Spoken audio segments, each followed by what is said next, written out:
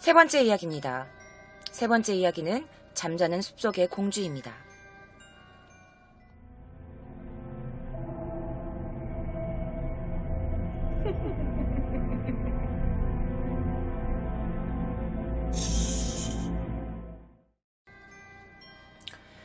자, 잠자는 숲속의 공주. 사실은 잠자는 숲속의 미녀라고도 불리는 이 동화는요, 샤를 페로라는 프랑스 작가가 쓴 것이 일단 널리 알려져 있어요. 하지만 이 잠자는 숲속의 공주와 같은 이런 비슷한 이야기들은 여러 가지 버전으로 널리 알려져 있다고 합니다. 사실 샤를 페로 버전 이전에 이탈리아의 잠바티스타 바실레가 쓴 이 펜타메론이라는 작품이 있었다고 합니다. 사실 이 제목은요, 해, 달, 탈리아라는 이야기라고 해요. 그러니까 이 내용이 잠자는 숲속의 공주와 굉장히 내용이 비슷한 내용이라고 합니다. 이 이야기는 나폴리에 전해 내려오는 민담 중 하나이기도 하다고 합니다. 사실 여기에 나오는 이야기의 주인공은요, 공주가 아니라고 해요. 사실 여기에서는 귀족의 딸인 탈리아라는 여성이 주인공으로 나옵니다. 자, 일단 내용은 이렇죠. 한 노파가 아마풀로 실을 이렇게 돌리는 것을 보고 그 어떤 옷을 만드는 걸 처음 본 이 탈리아가 그게 뭐예요? 라고 신기해서 자신도 물레를 돌려보겠다 하여 물레를 돌리다가 이 아마풀 가시가 손톱에 박혀서 하고 쓰러지게 됩니다. 자, 그녀가 쓰러지고 나서 그녀는 바로 눈을 뜨지 않습니다. 쓰러진 지 몇 년이 됐지만 그녀가 눈을 뜰 생각을 하지 않았어요. 자, 그렇게 잠만 계속 자던 공주가 몇 년 동안 그렇게 깨지 않은 채 있을 때 어떤 나라의 왕이 잠이 든 탈리아의 모습을 보게 됩니다. 그리고 슬금슬금 다가가 자고 있는 그녀의 모습을 이렇게 보게 되죠. 그리고 잠든 탈리아의 모습을 보고 이 왕은 그녀의 모습에 홀딱 반하게 됩니다. 자, 그는요, 처음에 잠들어 있는 그녀에게 가서 그냥 잠이 든 줄 알고 저기요, 눈을 떠보세요. 저기요. 라면서 그녀를 깨우려고 했으나 그녀는 좀처럼 눈을 뜨지 않죠. 그녀가 눈에 뜨지 않자 그 왕은 나쁜 마음을 먹기 시작합니다. 그리고 잠들어 있는 그녀에게 다가가 강간을 하게 되죠. 자, 잠이 든 그녀는 강간을 당하는지도 당하지 않는지도 모른 채 계속해서 잠이 듭니다. 어머나, 그런데 잠이 든 채로 강간을 당했던 그녀는요, 임신을 하게 됩니다. 그렇게 임신을 하게 된 그녀는요, 남자아이와 여자아이, 쌍둥이를 출산하게 돼요. 자, 그렇게 응애하고 태어난 이 아이들이 너무 배가 고파서 엄마의 손을 쭉쭉쭉 빨게 된 거야. 그런데 이 아이가 빨면서 엄마 손에 박혀있던 이 가시가 같이 뿅 하고 빠지게 됩니다. 그러면서 탈리아는 잠에서 깨게 되죠.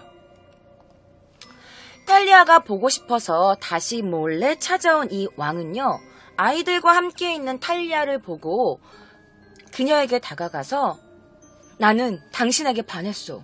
나의 성에 와서 나와 함께 살지 않겠소? 조금만 기다려주시오. 내 곧 그대를 데리러 오겠소. 라면서 그녀에게 잠시만 기다려달라. 그러면 내가 성으로 너를 데려가겠다. 라는 말만 남기고 일단 떠나게 됩니다. 하지만 그 왕은 이미 결혼한 상태였다고 해요. 그럼에도 불구하고 그녀를 겁탈하고 그녀가 겁탈해서 낳은 이 아이들을 만나자 결혼한 상태에서 그녀를 데리고 오겠다고 그녀에게 말을 한 거였어요. 자, 그러다가 이 왕비의 귀에 탈리아의 소식이 들리게 됩니다. 왕비가 가만히 있었겠어? 왕비는요, 그녀에게 왕이 보낸 척하면서 아이들을 성으로 데리러 옵니다. 뭐 거짓말을 했겠지. 왕이 아이들을 일단 성으로 먼저 데리고 가고 싶다고 했소. 라면서. 그래서 그녀는 별 의심 없이 자신의 아이들을 먼저 그 성에 보내게 됩니다. 그리고 왕비는 성에 데리고 온 아이들을 죽일 계획을 세워요. 그러면서 요리사에게 이렇게 말합니다. 저 아이들을 죽여서 요리를 해버려. 하지만 요리사는 이 아이들이 너무 불쌍해서인지 아이들을 죽이지 못했고 대신 양고기를 만들어서 대신 내놓게 됩니다. 하지만 왕비는요, 상황을 모르는 왕에게 그 아이들의 요리인 줄 알고 왕에게 가져가서 왕에게 그 고기를 먹입니다. 물론 아이들의 시체가 아니었고 양고기였기 때문에 그렇게 다행히도 그렇게 잔인한 동화는 되지 않았지만 어쨌든 아이들을 요리하라는 그 왕비의 그 잔혹함이 너무 끔찍하죠. 자, 어쨌든 살아있는 탈리아의 그 존재 자체가 너무 불편했던 이 왕비는요, 그녀를 성으로 부르게 됩니다. 그러면서 이 성 한가운데다가 커다란 솥을 만들어요. 그리고 불로 콸콸콸콸 지피죠. 그러면서 탈리아에게 이렇게 말합니다. 지금 당장 이 불구덩이 속으로 뛰어들어. 지금 당장! 탈리아는 이렇게 말합니다. 너무 무서웠지만 어떻게든 살고 싶은 그 탈리아는 그럼 일단 옷을 벗고 들어가겠어요. 라면서 옷을 한 겹 한 겹 벗을 때마다 소리를 지르기 시작합니다. 살려주세요 제발 왕비님! 살려주세요 제발 왕비님! 이러면서 그녀의 소리를 들은, 그녀의 비명을 들은 왕이 그녀에게 뛰어오고 그녀 대신에 왕비를 그 불구덩이 속으로 던져버립니다. 왕비는 그 불구덩이 속에서 으악! 하면서 죽어가게 되죠. 그리고 아이들을 죽인 줄 알고 있었던 그 요리사도 같이 그 불구덩이 속으로 던지려 있었다고 해요. 하지만 요리사가 자초지정을 설명하고 나서 사실은 아이들이 살아있습니다. 왕자님이라고 해야 되나?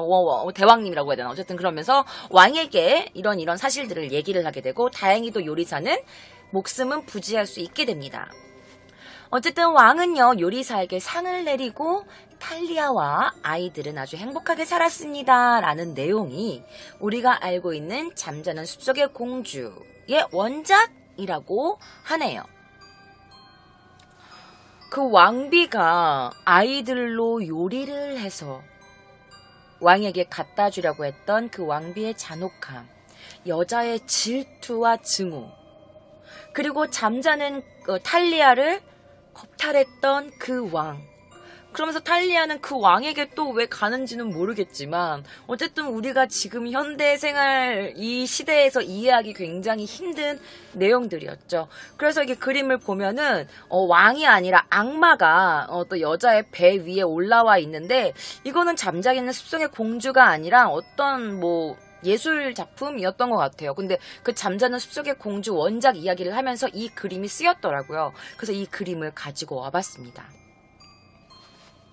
자, 잠자는 숲속의 공주, 멋있는 왕자님이 키스로 그녀를 깨워준 게 아니라 사실은 잠자고 있는 그녀를 누군가가 겁탈했다는 이야기. 세 번째 이야기, 잠자는 숲속의 공주였습니다. 그럼 다음 이야기로 가보실까요? 네 번째 이야기입니다. 바로 우리나라의 전래동화죠. 바로 콩쥐와 팥쥐 이야기입니다. 자, 우리가 어릴 때 많이 읽었었던 동화 중에 하나예요. 이 콩쥐와 팥쥐. 계모에게 괴롭힘을 당했던 콩쥐가 또 이제 그 나라의 이제 그 사또 원님이 어떤 잔치를 열었는데 그 잔치에 가고 싶었는데 못 갔다는, 아까 제가 들려드렸던 신데렐라 이야기와 비슷한 한국 버전이라고 생각하시면 될 것 같습니다. 그래서 계모가 네가 이 밭을 다 메굴 때까지 절대 너는 파티에 못 와.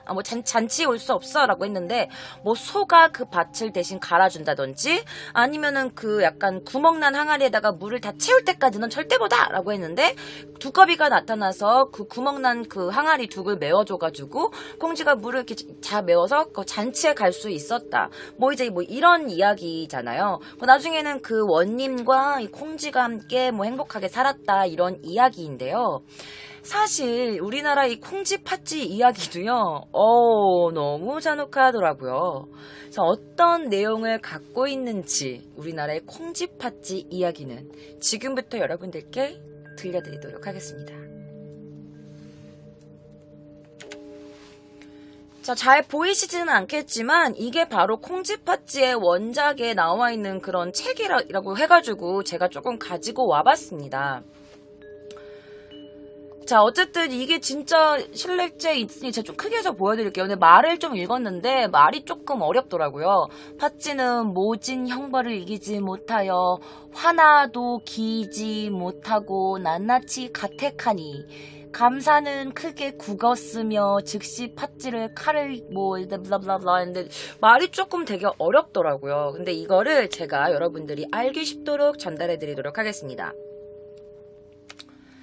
자, 어쨌든 팥쥐는 예쁜 콩쥐, 자신과 비교되는 콩쥐를 되게 싫어했어요. 그래서 맨날 콩쥐를 괴롭히고 팥쥐의 친한 엄마였던 계모도 콩쥐를 막 괴롭혔죠.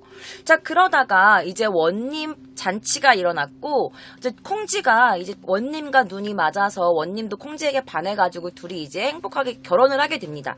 그런데 이 팥쥐가 이 콩쥐를 질투해서 콩쥐를 몰래 불러내어서 연못에 확 밀어 빠뜨려 죽여버립니다. 그리고 나서 팥쥐가 몰래 원님에게 가서 콩쥐인 척을 하면서 원님과 다시 결혼을 하죠. 원님 앞에서는 착한 콩쥐인 척을 했고 원님은 당연히 콩쥐와 자매였으니까 그래 뭐 닮았으니까 이렇게 착한 부인을 다시 뭐 맞이하여 뭐 이렇게 해가지고 또 이제 팥쥐랑 살고 있었어요. 그런데 콩쥐가 연못에서 연꽃으로 피어납니다. 그러고 나서 연꽃으로 피어난 이 콩쥐가 매일 팥쥐를 괴롭히게 되죠. 원한이 그득그득 맺힌 상태로 말이에요. 그리고 나서 어느 날 밤 원님에게 나타납니다. 저의 원한을 들어주세요, 원님. 너무 억울합니다. 뭐 우리나라의 옛날 그런 뭐 처녀 귀신같이. 그래서 콩쥐를 만난 이 원님이 부인 어찌된 일이오? 라고 했는데 이 콩쥐가 사실은 팥쥐가 자기를 밀어서 연못에 빠뜨렸습니다. 저의 시신은 지금 연못에 가라앉아 있어요. 막 이러면서 원님에게 자신의 원한을 얘기합니다. 자, 그 다음날 원님은 자신의 신하들을 시켜서 연못의 물을 모두 퍼내서 콩쥐의 시신을 건져냅니다. 건져낸 시신에서 콩쥐가 갑자기 살아났다고 해요. 그리고 나서 이 팥쥐 원님은 이 팥쥐를 당장 잡아라! 라고 해서 팥쥐를 잡아냅니다. 그리고 팥쥐를 잡아낸 다음에 가다 놓고 고문을 하기 시작합니다. 그리고 전연을 매우 쳐라! 라고 해서 이제 곤장을 치게 되는데 사실을 고할 때까지 몹시 쳐라! 라고 했는데 이 곤장을 칠 때마다 이 콩쥐의 살점이 이 팥쥐의 살점이 떨어져 나갔다고 합니다. 그러고 나서 살점이 떨어져 나가서 너무너무 이 고통을 이기지 못한 이 팥쥐가 결국에는 인실직고를 하게 됩니다. 사실은 제가 콩쥐를 너무 질투하여 콩쥐를 연못에 빠뜨렸습니다. 너무 그런 질투의 눈이 먼 이 바보 같은 소녀의 잘못을 용서하여 주시옵소서. 전하 막 이러면서 막 이렇게 울부짖으며 자신의 잘못을 고하게 됩니다. 그리고 나서 팥쥐는 생각했겠지. 내가 이렇게 사실을 말했으니까 더 이상 날 고문하지 않겠지? 라면서 라고 안심한 표정을 짓는 순간 사또는 그 모습을 보게 되었고 이 원님은 그 모습을 보게 되었고 전연을 죽을 때까지 매우 쳐라 라고 명하였고 팥쥐가 죽을 때까지 맞아 죽었던 거지. 맞다가 죽게 됩니다. 목숨을 잃게 돼요. 그리고 나서 이 원님은 자신의 신하에게 어떤 것을 명하게 됩니다. 자, 그리고 이 원님은 이 팥쥐의 친엄마인 이 계모에게 오랫동안 뵙지 못해서 너무 죄송합니다. 라면서 준비한 선물이 있다면서 너무나 맛있게 보이는 한 음식을 팥쥐의 엄마에게 보내게 됩니다.